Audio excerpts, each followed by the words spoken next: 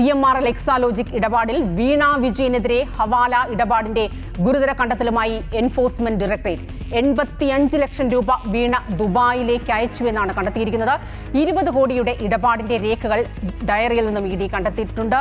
Internet കോളുകൾക്ക് വേണ്ടി മറ്റൊരു വ്യക്തിയുടെ പേരിലുള്ള സിം ഉപയോഗിച്ചുവെന്നും ED വെളിപ്പെടുത്തുന്നു. വിശദാംശങ്ങളുമായി അൺഫിലിറ്റ് ഡിസൂസ ചേരുകയാണ്.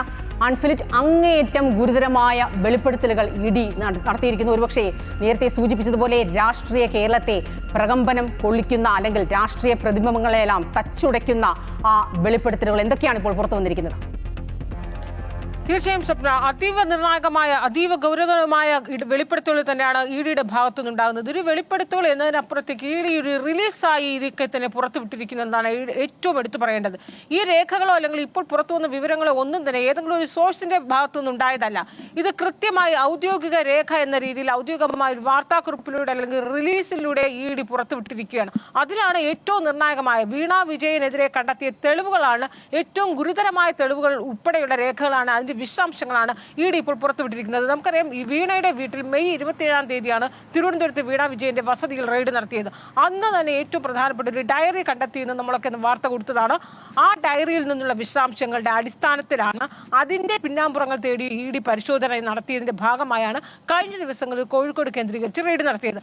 അപ്പോൾ കോഴിക്കോട് കഴിഞ്ഞ ദിവസങ്ങൾ നടത്തിയ റെയ്ഡും അന്ന് വീണ വിജയന്റെ വീട്ടിൽ നടത്തിയ റെയ്ഡിൽ നിന്നുള്ള വിശദാംശങ്ങൾ അല്ലെങ്കിൽ അതെല്ലാം കൂടി ക്രോഡീകരിച്ചുകൊണ്ടാണ് ഇത്തരത്തിലുള്ള കണ്ടെത്തലുകളിലേക്ക് ED കടന്നിരിക്കുന്നത്. അതിന്റെ ഭാഗമായാണ് ED ഈ വിവരങ്ങളൊക്കെ ഒരു വാർത്താക്കുറിപ്പിലൂടെ റിലീസായി പുറത്തുവിട്ടിരിക്കുന്നത്. ഏറ്റവും ഞെട്ടിക്കുന്ന കണ്ടെത്തലുകളാണ് EDയുടെ ഭാഗത്തുനിന്നുണ്ടായിരിക്കുന്നത്. അതിൽ വീണ വിജയം നമ്മൾ ഇത്രയും നാൾ പറഞ്ഞത് അനധികൃതമായി CMRLന് സേവനമൊന്നും നൽകാതെ ഇടപാടുകൾ നടത്തിയെന്നാണ്. അതൊരു 2.78 ലക്ഷം 2.78 കോടിയുടെ കണക്കുകൾ മാത്രമാണ് അപ്പോഴും പുറത്തു വന്നത്. ഇതിനപ്പുറത്തേക്ക് EDയുടെ കണ്ടെത്തലുകൾ രേഖകളെന്ന് മനസ്സിലാക്കുന്നത് ഹവാല ഇടപാടുകൾ വരെ വീണ നടത്തിയിട്ടുണ്ടെന്നാണ്. 85 ലക്ഷം രൂപയാണ് വീണ ദുബായിലേക്ക് അയച്ചത്. 20 കോടിയുടെ ഇടപാടുകൾ വീണ നടത്തിയിരുന്നു. ഇതൊക്കെ ആദ്യം വീണയുടെ വീട്ടിൽ നടത്തിയ റെയ്ഡിൽ കണ്ടെത്തിയ ആ ഡയറിയിലെ ആദ്യത്തെ 9 പേജുകൾ, 1 മുതൽ 9 വരെയുടെ പേജുകൾ ഏറ്റവും നിർണായകമാണെന്ന് അന്ന് തന്നെ ED പറഞ്ഞിരുന്നു.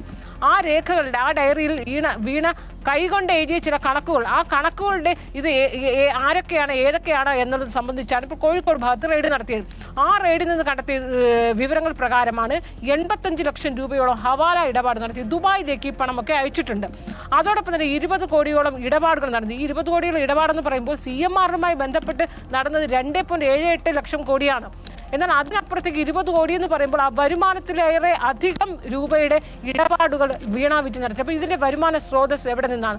മാത്രമല്ല, ഇന്റർനെറ്റ് കോളുകളൊക്കെ നടത്താൻ വ്യാജ സിം കാർഡ് ഉപയോഗിച്ചു. മറ്റൊരാളുടെ പേരിലെടുത്ത സിം കാർഡ്. എന്തിനാണ് അങ്ങനെ ഒരു നീക്കം നടത്തിയത് വീണ വിജയൻ? ആ സിം കാർഡ് ആരാണ് നൽകിയത്? ഇത് സംബന്ധിച്ചുള്ള റെയ്ഡ് പരിശോധനകളൊക്കെ നടത്തുകയും അത് കണ്ടെത്തുകയും ചെയ്തു എന്നാണ് ED ഇപ്പോൾ നൽകിയിരിക്കുന്ന ഈ റിലീസിൽ പറയുന്നത്.